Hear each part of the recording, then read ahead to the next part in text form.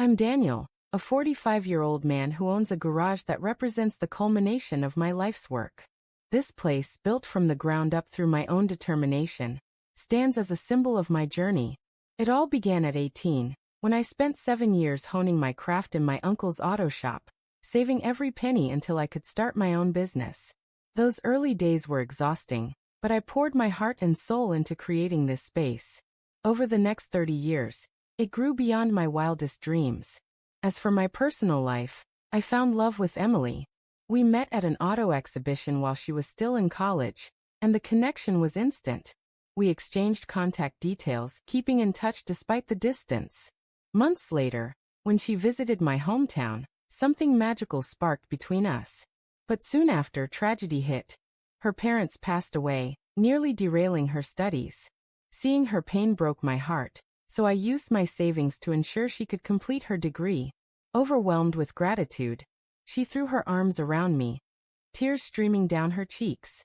5 years later, Emily moved into my home, and life felt perfect. She landed a job at a local law firm, and together we raised 2 wonderful children.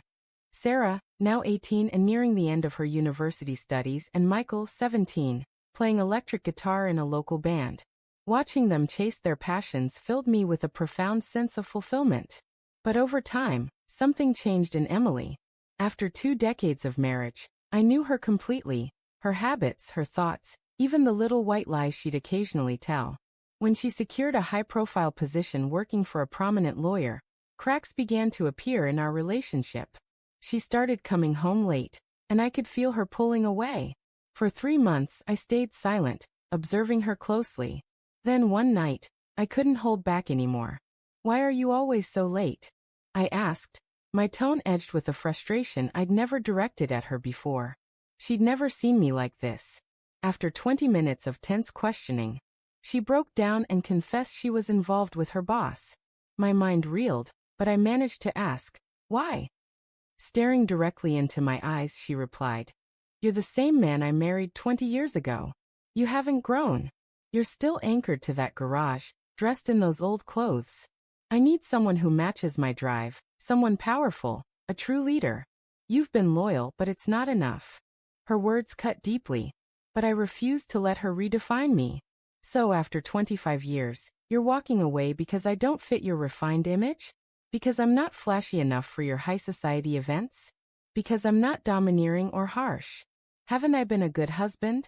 I supported your education, raised our children, made sure they could attend college. And that's not enough?" She stood firm. "You need to face it. I'm moving on with my new partner. If you resist, I'll ensure you lose everything. Your garage, your house, all you've built." I leaned back, a bitter smile crossing my lips. "You think you can take everything I've worked for with legal threats?" She smirked confidently. "Yes. Good luck." The next morning, she called her lover. "Mark, we have a problem. Daniel knows about us." Mark's voice was calm. "It's not a disaster. We planned for this." Emily sighed deeply. "I know, but it hurts.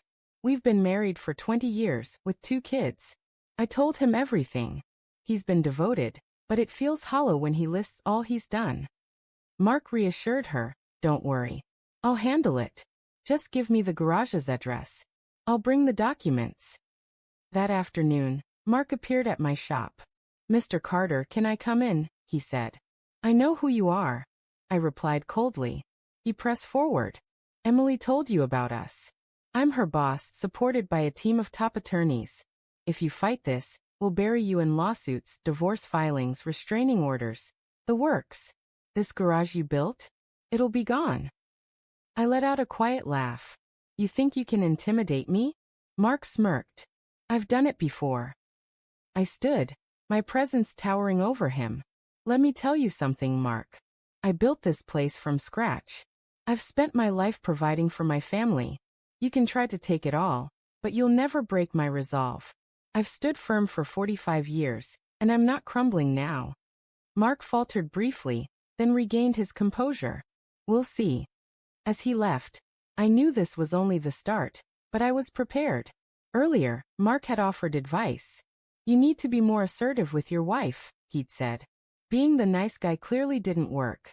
Be the leader, the dominant one. Show her who's in charge, like I did by winning her over. I stepped toward him, cutting him off. My fist slammed into his face, the crack of his teeth echoing through the shop. He staggered against the wall, shock spreading across the unbruised side of his face. That's lesson one. Before he could react, I pulled him up, only to send him crashing back down with a vicious uppercut to his stomach. He collapsed, gasping for air. Lesson 2. As he struggled, my boot crashed onto his outstretched hand, shattering his wrist. Lessons 3 and 4. His groans stopped as I stomped on his chest, breaking several ribs, his face twisted in agony. Yes, Mr. Dominant, I said coldly. Be quiet. I'm teaching you something. In high school, I vowed never to use my strength to hurt anyone. But you, Mark, pushed me to break that promise. He coughed up blood, his eyes dimming as I pressed my foot lightly on his throat to keep his focus. Before you came here to gloat, I was willing to let you walk away. But now? You've changed my perspective. You want a lesson in dominance? Here it is. I pressed harder. The idea of an alpha male comes from wolves. But it's not always the strongest or smartest wolf who leads. It's the one who's relentless, who acts without hesitation. And you. I eased my foot off, watching him writhe. You're just a suit playing in a world you don't understand. He lay there, blood pooling around him. You have options, Mark. Go to the police, but there's no guarantee they'll lock me up. Maybe I'll make bail. Maybe not. Worst case, I serve 5 years. 5 years to learn how to inflict pain more effectively, to make people disappear. When I'm out, we'll have another conversation. Or, I straighten my shirt. You can take this as a warning, a lesson about what happens when you interfere with another man's family. I stepped back. Now leave my shop. That evening, Emily called him. Mark, I'm at the office. Where are you? I thought you'd be back. His voice was weak. I'm in the hospital. They moved me to a new ward. Emily was stunned. What happened? Were you in an accident? Mark paused. No. I underestimated your husband. Thought I could handle him. He broke my nose, my hand, some ribs, maybe my cheekbone. Emily gasped. That's impossible. Daniel's never been violent. Mark coughed faintly. Believe me, I can show you the scans. I need to rest. The pain meds are kicking in. The next night, Emily found herself stranded on a deserted road. Her cards were declined, her cash missing, her car out of fuel. She scrolled through her contacts, but no one answered, not even our children. As dawn broke, a truck pulled up. She froze as I stepped out. Get in, I said, not waiting for a response. She climbed in, trembling. I drove in silence before speaking. Here's the deal.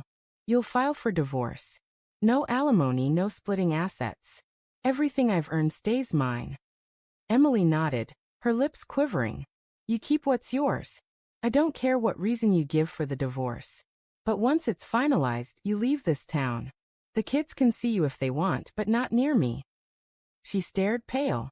If your belongings aren't packed and gone by 11 a.m. tomorrow, I added, they'll be burned. 5 days later, the divorce papers were on my desk. A few months later, I was a free man. Do I have regrets? Maybe. I regret the end of my marriage. Perhaps I regret that Emily couldn't value loyalty. But I don't regret showing Mark what true strength looks like.